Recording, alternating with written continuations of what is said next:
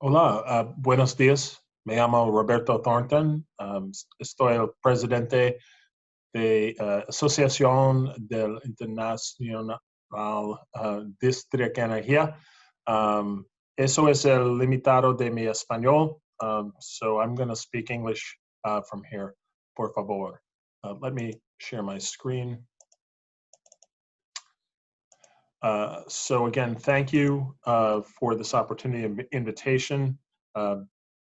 Little bit about IDA before we begin. We're a nonprofit industry association formed in 1909, about 2,500 members in 27 countries, a district energy system serving cities, campuses, communities, airports, etc.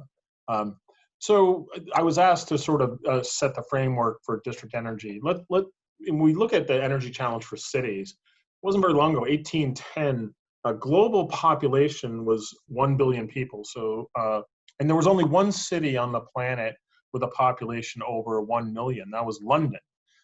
Not that long ago, if you think about it. It took 100 years to add another billion people to the planet. And in 1910, there were only 3 cities on the planet with a population over 1 million. Today, over 512 cities with a population over 1 million, and 35 mega cities with population over 30 million people. We're expected to get to about 8 billion people on the planet by 2023, just years from now. So the challenge, it was in 2014, I think, when the fulcrum moved and more people began to live in cities than in rural communities. By 2030, cities are expected to house nearly 5 billion people. And by 2050, 6 billion people are expected to live in cities. So really the challenge we have, cities account for 70% of global energy use and over 50% of greenhouse gas emissions.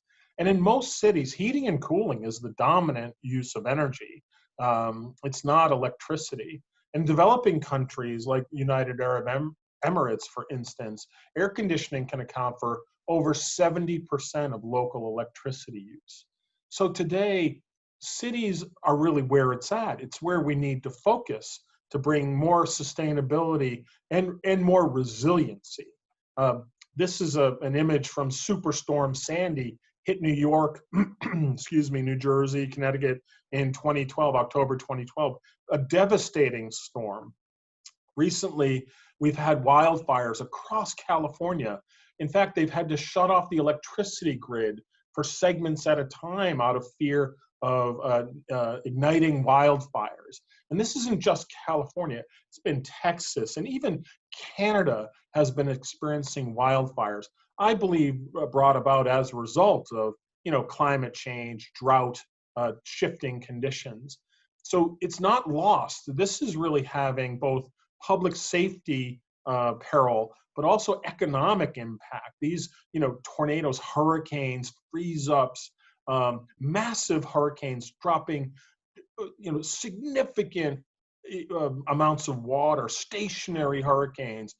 The insurance companies, these are losses of $330 billion. And insurance companies have paid out in 2017 over $135 billion in losses. That will get your attention. And so now I think, we all recognize we're in the midst of a paradigm shift from central station, remote, fossil-fired large generators to, more distributed generation, solar, renewable, lower carbon resources, located closer to the grid, to the users. I mean, local microgrids, so local energy supplies. Really, we're looking at things like thermal sharing. Instead of dumping 2/3 of the input fuel into the sky or the nearby river, recovering that, putting it in a pipe and using it instead of wasting. And so this paradigm shift, it's literally being driven finally by public sentiment and I think awareness, rational economics, and losses due to these severe weather events. District energy is nothing new. It's been around for well over 100 years. And it's essentially the centralized production of heat in the form of steam or hot water, and then chilled water for air conditioning, and then an underground piping network that connects to customer buildings. So it's really both the production or recovery and delivery of thermal energy, as well as the distribution, monitoring, optimization, et cetera. But here's really the essence of district energy, is that by connecting dozens or hundreds of buildings, combining their heating and cooling loads, capturing the diversity in their uses, aggregating those thermal loads creates a scale, an economy of scale, where we can apply technologies that would not be necessarily economic on an individual building basis. So these district energy networks create a market for thermal energy, and really for more fuel flexible solutions, distributed generation, and ultimately they're about enhancing energy security and resiliency in the communities. District energy is quite ubiquitous here in the US. There's over 900 systems operating in cities and campuses. A new project started a couple of years ago, downtown Seattle, Amazon headquarters. Instead of wasting the heat or paying to reject the heat from their data center, they captured it and they put it in a pipe and they use it to heat, 3-4 buildings, 4 million square feet in a cluster. Very efficient and actually environmentally responsible. So the community benefits of district energy. So, the whole community benefits by increased energy efficiency, resiliency, energy security. If you're using local energy sources, then you're not sending your dollars outside the economy, you're improving your trade balance, and that gives rise to economic multipliers. So surplus thermal energy becomes useful and as opposed to just a waste source. Excuse me. And if these are private enterprises, then they generate taxable income and revenue for the communities, but ultimately they're about cutting greenhouse gas emissions. Now, in the US, we've actually seen significant growth in district cooling really for the past decades. The first downtown district cooling system started in 1962 in Hartford, Connecticut. I worked there for 5 years. We doubled the size of that system. But this is a map of the downtown district energy systems. This doesn't include college and university campuses, airports, and the like. This is really commercial systems competing to sell cooling to customers connected in their cities. And district cooling has been growing in Europe as well. It isn't just about comfort during the heating season or air conditioning during the summer months. As far north as Sweden, Helsinki, Finland has a world-class district cooling system that operates just so efficiently and integrates all these different sources. So district cooling is about increasing productivity. And if you're an office building, a tight, with inoperable windows, it's like a human body. You're generating heat from lights and people and computers 24/7, 365. And so district cooling is about managing really those facilities more efficiently. The district cooling market is still led by North America, US and Canada. We had a head start, but I'll say this, the GCC, the Gulf Cooperating Council, is quickly catching up and will soon surpass us with district cooling capacity. The leader, I think, we'd all agree, in the past 15 years has been the United Arab Emirates in locations like Dubai and Abu Dhabi. Dubai has literally invested billions in district cooling. All of the buildings that are built on these clusters, the whole Palm Jumeirah, all on district cooling, so that they didn't hang these buildings on the wires. District cooling was part of their plan from the outset. Same for Abu Dhabi.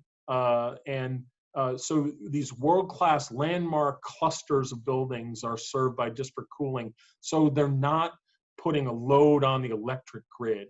And a whole range of buildings are served with district cooling.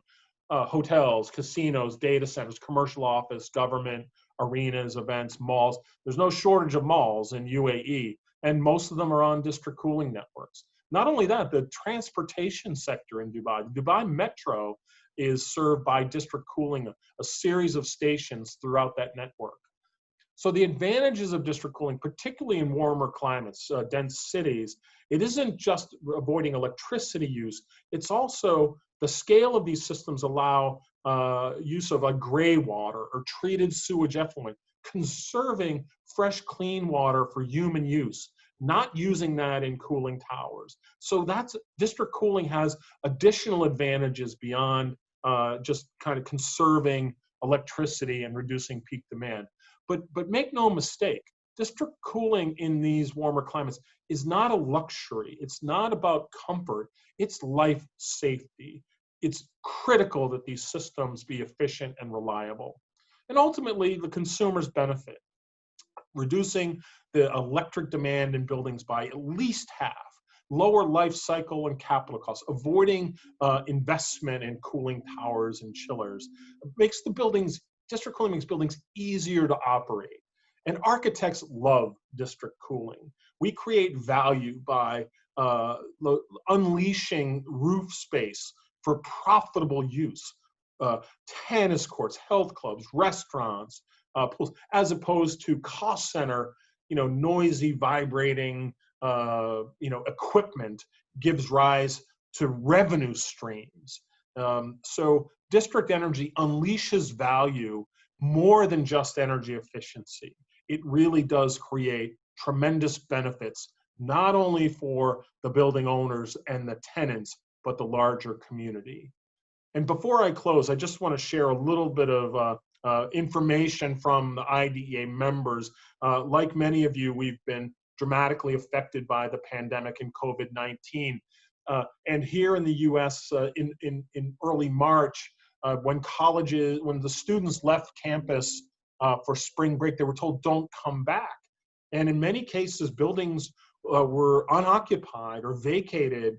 So in some cases, energy use, both in campuses and in cities with social distancing, has dropped precipitously, 40, 70%.